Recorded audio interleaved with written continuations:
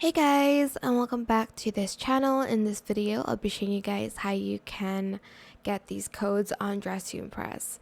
So unfortunately, some of the codes have expired or they were on like this event and you can only claim it when the event was going on, I guess. So here are all the codes item that I have.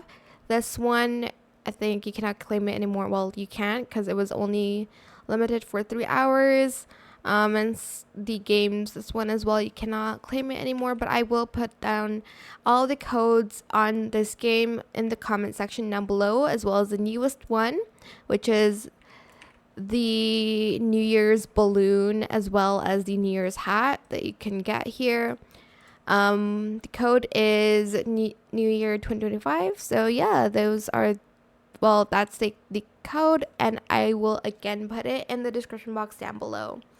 That is it for this video. I hope it was helpful for you guys. Don't forget to like, comment, share, and also subscribe to this channel if you haven't done that already.